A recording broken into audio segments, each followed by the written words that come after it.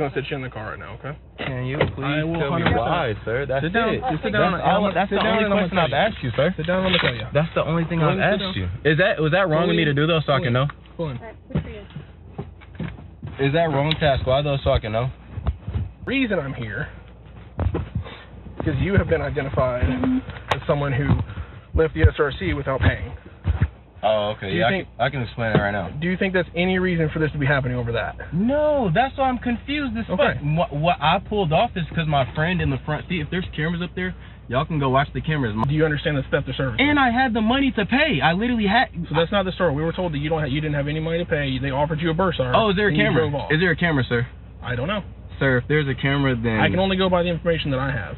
Okay, but check me out. But when I come over here and try to talk to you, and you're being confrontational, doesn't want to listen to me. I didn't be confrontational. I tried to back up because I was scared.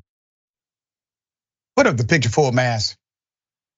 Hell of a story. You're going to see the extreme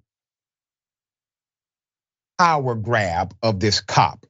Indiana University police chief, no longer with the department, settles a lawsuit after black student was arrested over $3. A $3 parking fee. You heard the student say, I was scared, all right? Moses Baryoh Jr. was arrested on September 7, 2022. After the parking attendants at Indiana University campus at the gym parking lot called the police after refusing his cash payment. Did you hear me? After refusing his cash payment for a $3 parking fee. After refusing his cash payment. Now, let me tell you why that part is important. You cannot be charged with theft of services if you had the intent to pay. It's a civil issue at that point. In order to be charged with theft of services, you must know from go, you're not going to pay a damn thing. The cop knows this. He knows the charge. That's why he all of a sudden did not know how to look at a video. There's more. Put the picture back up. So this young man, Moses, who was pursuing his master's degree in public health and administration and behavior at the time while working for sexual violence prevention and victim advocacy at the university, had just finished his workout at the university's gym when he tried to pay the $3 parking fee with a $5 bill. He had a $5 bill, all right? The parking attendant told the graduate student he could only pay with a card attached to his account, which is like a student account, for an additional $10. The attendant then opened the gate after some miscommunication. Moses later noted that he drove home with the understanding that his account would be charged the fee, his student card, all right? However, the parking attendants called the police, and IU Police Department officers, Austin Magnus and Charlotte Watts, were dispatched to his home, to his house, to where he lived, after first obtaining his picture from the university staff, okay? I'm going to say something at this point, only because of a story that we recently reported on, where it was uncovered that an entire institution had engaged in intentional discrimination against black students to get black students off the campus by arresting them, by charging them, by giving them fines and penalties to get them to withdraw from the institution. The president basically admitted it. There was a settlement.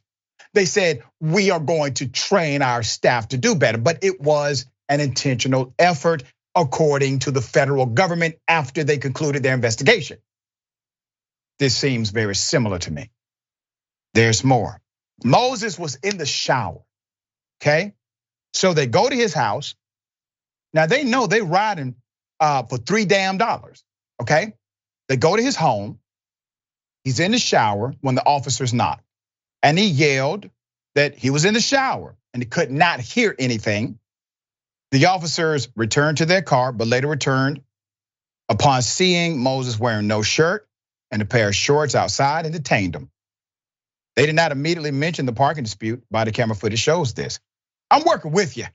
all right, I'm working with you, excuse me, replied Moses. I can't get my identification. He said, as I motioned toward his apartment, can you all tell me what this is about? Can you work with us first? Replied Magnus. Now remember, he's not concluding that these cops done came all the way to his house for $3. You know why he hasn't concluded this? Because he's not a dumbass like the police officer. He thinks they are there for some real business. They just may have the wrong place, okay? He thinks they may be engaged in real police work. They just made a mistake here. There's more. Magnus later told Moses he was being arrested for not following directions, okay? Not following directions.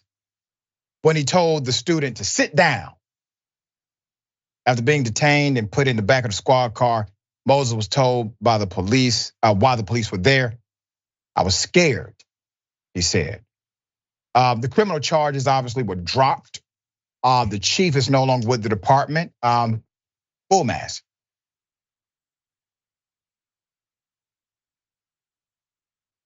Jill Lees is no longer the police chief at Indiana University, Bloomington campus.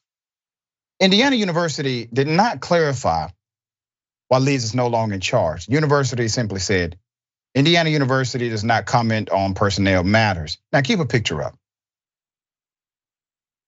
You know, there were a lot of cops involved in this, okay? Now I understand the buck stops with the chief. Naturally, this happened under the chief's leadership. Likely with the chief's absolute approval. But all of these cops should be fired.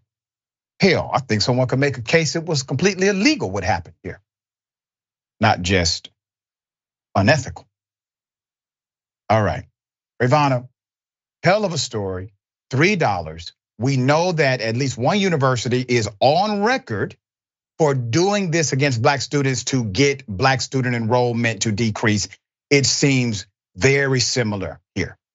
Absolutely, especially when you question why on earth the police were called in the first place. I cannot believe that the policy of the staff working at the parking garage for the gym facilities at this university, that it is the policy that they are instructed to call the police if there's a miscommunication. At that point, first of all, it's $3. Why would you be calling the police anyway? Second, you have his student account information.